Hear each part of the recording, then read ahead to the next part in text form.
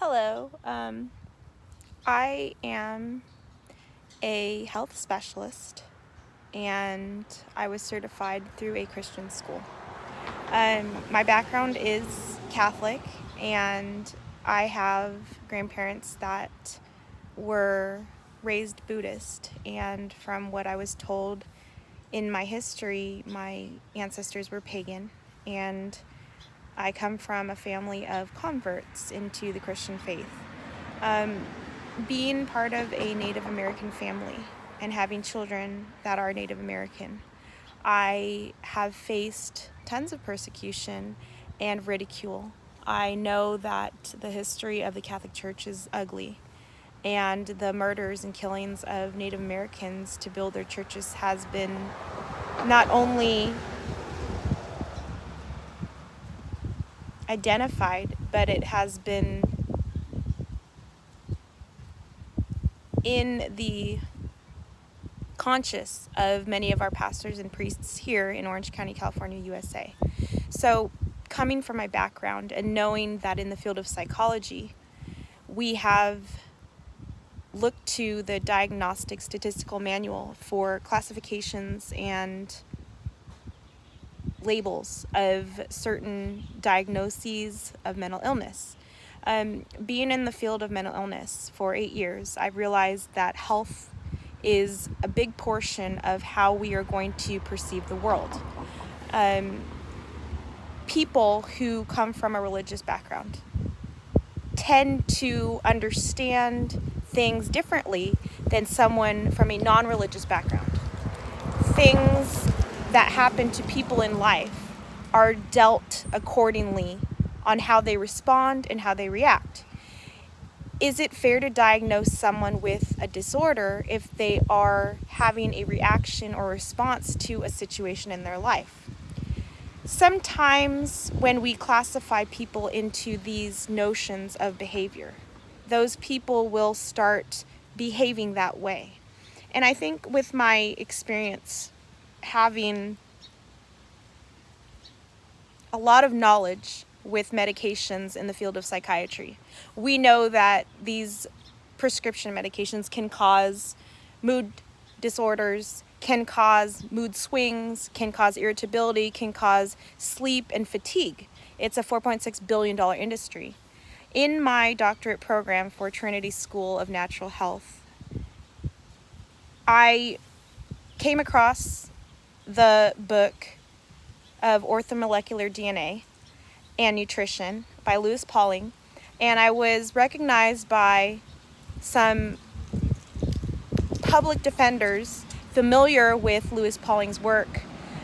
We know that the field of psychiatry can be labeled a scam, just like the field of chiropractic and chiropractors. Just because we see a leaf doesn't automatically make us think this is the species of the leaf, this is the color of the leaf, this is what we've classified the leaf as. Sometimes it's just a leaf. And to put everything into a box and give it a diagnosis and then bill the insurance for that diagnosis that fuels this industry of $4.6 billion, it's caused our world to tumult. It's caused our world to go completely into a place of disorder. But the cool thing about our brains, about our elasticity, about our knowledge, the cool thing about people in general is their willingness to have compassion, their willingness to understand, their willingness to learn. I know in my field and my scope of practice in natural health, I offered this year the dissertation Post-Traumatic Shock and the Benefits of Meditation. I believe with the correct knowledge, the correct training, the correct student, a person willing to listen, a person willing to learn and understand why, how, where, what, whom these notions came into being. Researching, going through the history of psychiatry, going through the history of our world in general. How did these behaviors come to play. How does this work for me? How does this work against me? And as people, we are consistently challenging the faces of law and society. So it's really difficult as a human to see something or someone and judge them. It's also difficult to see someone and something and not judge them. As a Libra, I know with my horoscope, and many religious people don't believe in the suns or the moons or astrology, but people who want to research those things, people who believe in nature and believe accordingly to the laws of nature and understand the elasticity of the brain, those are people who are enlightened to understand things on a different level. You can diagnose a pastor for being bipolar just because he has religious delusions. You could diagnose a counselor for being symptomatically in depression because they're always sad for you. We can do so many things to the human mind. And the most important thing that we can do for the human mind is to heal it. So, as a certified health specialist, mental health first aid, candidate for research in my doctorate for a naturopathy degree, I know my scope of practice is limited to my knowledge. The other doctors in their fields are also limited in their scope of practice. How is it making money? Why is it making money? Who is it making money for? Where are they getting their backing from? What are the corporations behind it? And who are their bosses? So I'm challenging society to start working together, because we don't want to see babies getting murdered here in America. We don't want to see pregnant women being thrown to the floor by police officers. We don't want to see shootings. We don't want to see people yelling at each other because of the color of their skin. We don't want to hear officers asking, "What race are you?" when they clearly know. We don't want to see that as mothers. We don't want to see that as fathers. And if you do like to see violence and hatred every day, please do not come into my space. I need a space that is calm, that is loving, that is compassionate, that is caring, that sees beyond the color of a skin, and that sees beyond the physicality of the human mind. So hopefully raising awareness through my project, Project Batman, bringing awareness to mental associations nationally, inspires you to be that creative soul, to be that transcendental light in your own meditation. And so that's what I offer you guys today. That's my background. I grew up in a Christian Catholic family. We have experienced a lot of hardship. My mom's restaurant was burned in the Philippines. My dad's tribe in the Philippines was ransacked in World War II.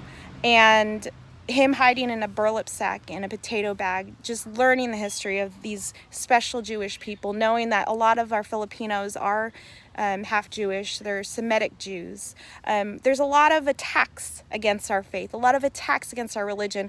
I've had a child that was murdered, and I still believe in God, and I still go to books about Jesus Christ. I still believe in these things because there's blessings in acknowledging the presence and existence of God.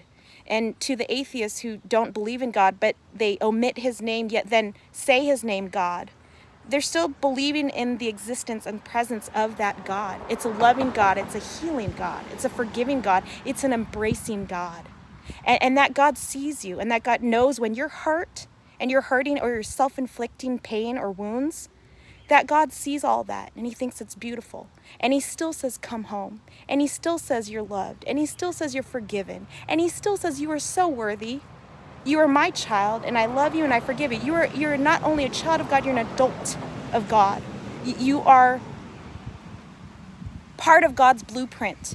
And he saw you in your mother's womb even before you were born. In China, we believe that spirit God believes in you, knows that you're coming to this place, to this earth, to this land, 1 year before you're even conceived, 1 year before you're born. And so we give our praises to this magnificent. We give our praises to this love. We give our praises to that spirit energy of a powerful God. It is a monotheistic God. It is a God of all, encompasses every deity, every land, every people, every power, and it just gives us hope. It just gives us faith. And so I believe in Jesus Christ. I believe that this power and this energy that is so real and so beautiful can be with anybody at any time. People have died for that. People have been murdered for that. People have recovered from being monotheistic. I respect many people who believe in other religions. I respect many people who believe in other gods, and they respect me. And I think when we are taught how to love, when we're taught how to forgive, the world starts healing. The world starts being in unity. We start understanding each other. We start realizing that we're not the only people in the world. We start realizing that there's different cultures, different traditions, different regions, different societies. And the basis for all humanity is to understand our earth, is to understand our soul, is to understand our mind, is to understand creation. And many people have different ways of life. There's people in the science and technology field who believe it's okay to do surgery. There's people who believe it's okay to not do surgery. We're always going to have a bipolar dualism in this world because we're not going to have a north without a south. We're not going to have an east without a west. Everything is beautiful, and I believe all things were created. And if you know your creator, you know yourself, right?